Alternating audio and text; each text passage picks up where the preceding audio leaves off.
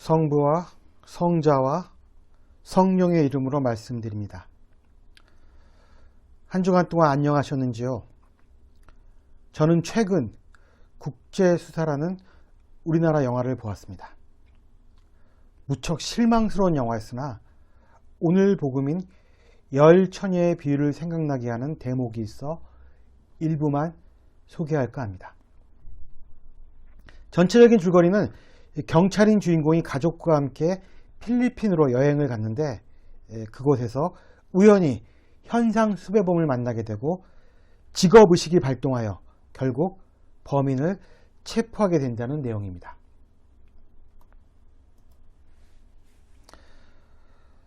제가 말하고자 하는 부분은 주인공이 수배범을 체포하기 위해 현지에 살고 있는 후배에게 권총 구입을 부탁했으나 총보다 총알값이 더 비싼 탓에 후배는 권총만 사주고 권총에 총알을 채워주지 않는 꼼수를 씁니다. 이 사실을 모르는 주인공은 호기롭게 수배범의 아지트에 들이닥쳐 권총을 발사하나 총알이 없는 권총임을 한 수배범 일당의 역습으로 인해 주인공은 초죽음이 되고 만다는 웃기지만 슬픈 대목입니다. 총은 있으나 총알이 없는 것과 등자는 있으나 기름이 없는 것, 유사한 상황이 아닐 수 없습니다. 총은 총알이 있어야만, 등자는 기름이 있어야만 완성체가 되는 물건이기 때문입니다.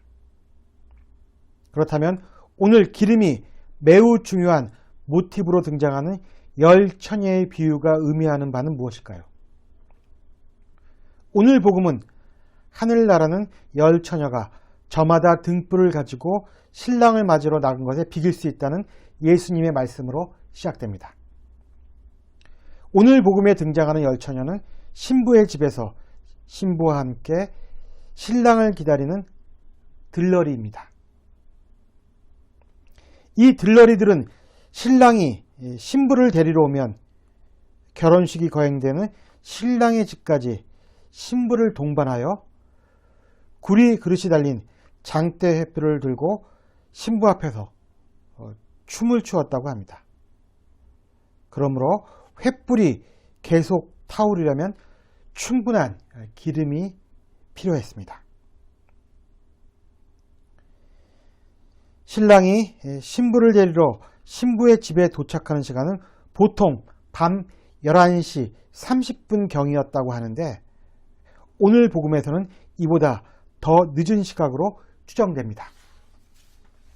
이렇게 시간이 지체된 이유는 신랑이 신부를 데려오기 위해 치르는 지창금 문제가 원만하게 해결되지 않았기 때문이라고 추측되고 따라서 이러한 상황까지 감안하여 들러리들은 기름을 충분히 준비할 필요가 있었던 것입니다.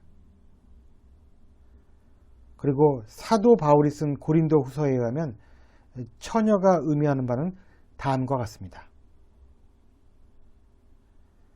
하나님께서 여러분을 염려하시는 것처럼 나도 염려하는 나머지 마음이 놓이지 않습니다. 그것은 내가 순결한 처녀인 여러분을 오직 한 남편 그리스도에게 바치려고 정혼을 시켰기 때문입니다.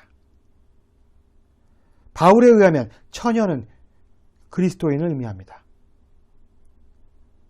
반면 어떤 학자는 교회를 의미한다고 하고 다른 학자는 교회의 사역자를 의미한다고 합니다. 그리고 신랑은 물론 그리스도입니다. 여기서 우리가 이해해야 할 점은 처녀가 그리스도인이든지 교회든지 아니면 교회 사역자든지 다 상관없이 이들은 이미 하나님을 믿는 신앙인이라는 사실입니다. 이어 예수님은 열 처녀를 등잔과 기름을 모두 준비한 슬기로운 다섯 처녀와 등잔을 가지고 있으나 여분의 기름을 지니고 있지 않은 미련한 다섯 처녀로 나눕니다. 그렇다면 등잔과 기름이 비유하는 바는 무엇일까요? 등잔은 세상을 밝히는 빛을 담는 도구입니다. 모든 처녀들이 등잔을 지니고 있으면 아까 말씀드린 것처럼 이들이 어떤 형태로든 믿음을 지니고 있음을 의미합니다. 즉 이들은 최소한 믿음의 형식 정도는 지니고 있는 자들입니다. 그러나 미련한 처녀들의 경우 등잔은 있으나 불꽃이 타오르지 않습니다. 이러한 부류의 사람들은 믿음의 형식은 있으나 영혼은 깨어있지 않은 나태한 그리스도인이라고 할 수 있습니다. 교회로 비유하자면 요한 묵시록에 등장하는 라오디게아 교회 정도쯤 된다고 할까요? 하나님께서는 라오디게아 교회를 이렇게 평가하고 있습니다. 나는 내가 한 일을 잘 알고 있다. 너는 차지도 않고 뜨겁지도 않다.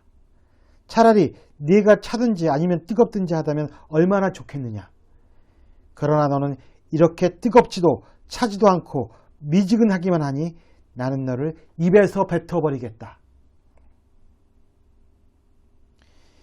기름이 없는 등잔은 어둠을 밝히지 못하고 따라서 신랑도 알아보지 못하는 무용지물에 불과합니다. 그러면 기름을 무엇으로 이해하는 것이 좋을까요? 중세의 영성가 마이스터 에커르트는 영혼의 불꽃이라는 개념에 대해 말합니다. 그는 영혼의 불꽃이 하나님과 인간의 영혼을 관계에 지어주는 역할을 한다고 말합니다. 기름은 영혼의 불꽃을 만들어 하나님과 우리를 연결시키는 역할을 합니다. 그리고 이러한 것을 쉬운 말로 성령의 임재라고 합니다. 즉 기름은 나로 하여금 내 영혼 안에서 그리스도의 현존을 가능케 하는 매개체인 것입니다. 그러나 기름을 준비한 다섯 처녀도 그렇지 못한 다섯 처녀도 신랑이 늦도록 오지 않아 졸다가 잠이 들고 맙니다. 이처럼 예정된 시간의 지연이 의미하는 바는 임박한 줄로 알았던 예수의 재림이 자꾸만 더디어짐을 의미합니다. 초대 기독교인들은 예수의 재림이 곧 일어날 일이라고 생각했으나 실상은 그렇지 않았습니다. 따라서 복음서의 제자들은 이 문제에 대해 정리할 필요가 있었고 결국 그때와 그 시간은 아무도 모른다고 결론을 내리게 된 것입니다. 그런데 한밤중에 저기 신랑이 온다. 어서들 마중 나가라. 는 소리가 들립니다. 물론 이 상황은 미래에 일어날 일을 예상한 것입니다. 아시다시피 예수님의 재림을 뜻하는 이 상황은 아직까지 일어나지 않고 있습니다. 우리 역시 초대 기독교인들과 마찬가지로 그날과 그 시간을 알 수 없는 처지입니다. 이제 신랑 대신 그리스도가 재림하는 돌발 상황에서 과연 누가 영혼의 불꽃을 지속시켰는가가 문제가 됩니다. 기름이 떨어진 어리석은 처녀들은 그것을 지혜로운 처녀들에게 빌리고자 하나 그것은 사실 빌려줄 수도 없는 것이었습니다. 지혜로운 처녀들은 어리석은 처녀들에게 가게에서 사다 쓸 것을 보냈고 미련한 처녀들은 기름을 사러 가게에 다녀왔으나 이미 잔치집의 문은 잠긴 상태였습니다. 그리고 신랑은 이렇게 말합니다. 나는 당신들이 누구인지 모릅니다. 신앙의 형식은 있으나 그 본질을 잊었기에 세속의 가게에서라도 그것을 구하고자 하는 이들의 무신경이 결국 스스로의 발목을 잡은 것입니다. 오래전 광고 중에 결론은 버킹검이라는 신사복 광고가 있었습니다. 어떤 정장을 입을까 고민해봐도 버킹검만한 정장이 없다는 내용이었습니다. 신앙 역시 결론은 깨어있음입니다. 결국 신앙은 기승전 깨어있음으로 끝이 납니다. 그러나 이 깨어있음은 단순한 깨어있음을 의미하는 것은 아닙니다. 깨어있기 위해서는 먼저 시대의 징조를 제대로 읽을 줄 알아야 합니다. 오늘 일독서인 아모스서에는 마지막 날을 이렇게 묘사하고 있습니다. 야훼께서 오시는 날, 그날이 밝은 날일 줄 아느냐? 아니다. 그날은 다만 캄캄할 뿐 한 가닥 빛도 없으리라. 성서가 묘사한 종말의 모습은 오늘 복음이 시작되는 바로 앞장인 마태복음 24장에 상세히 묘사되고 있습니다.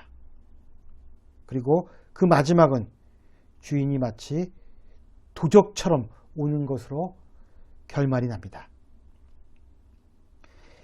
20세기 대신학자 중에 한 사람인 칼 바르트는 이렇게 말했습니다. 한 손에는 성경, 한 손에는 신문. 바르트의 시대에는 세상의 정보가 주로 신문을 통해 알려졌지만 우리 시대에는 다양한 경로를 통해 전달됩니다. 그리고 다양한 매체들은 세상이 지금이 종말의 때라고 말하고 있습니다. 충분히 수긍이 가는 내용입니다. 그렇다면 우리는 이 시대를 어떻게 살아야 할 것인가? 김소월 시인의 신앙이란 시가 있습니다. 눈을 감고 잠잠히 기도드리라. 무거운 짐에 오는 목숨에는 받아가질 안식을 더하려고 반드시 도움의 손이 그대 위에 펼쳐지리. 그러나 길은 다하고 날 좀 오는가. 애처로운 인생이여 애꿎은 노래만 우네. 멍에는 괴롭고 짐은 무거워도 두드리던 문은 머지않아 내게 열릴지니 가슴에 품고 있는 명멸의 그 등잔을 부드러운 예지의 기름으로 채우고 또 채워라. 사람을 감사하는 높다란 가지 신앙의 고운 잔디 그대 영혼 감싸리. 가슴에 품고 있는 명멸의 그 등잔을 부드러운 예지의 기름으로 채우고 또 채워 우리의 영혼을 감싸는 일. 이것이야말로 우리가 종말의 시대를 최선으로 살아가는 방법은 아닐까요? 신앙에는 왕도가 없습니다. 각성하고 깨어있는 사람들에게 종말의 시간은 결혼식과 같은 잔치날이지만 그렇지 않은 자들에게는 말 그대로 종말의 시간이 될 것입니다. 성부와 성자와 성령의 이름으로 말씀드렸습니다. 아멘.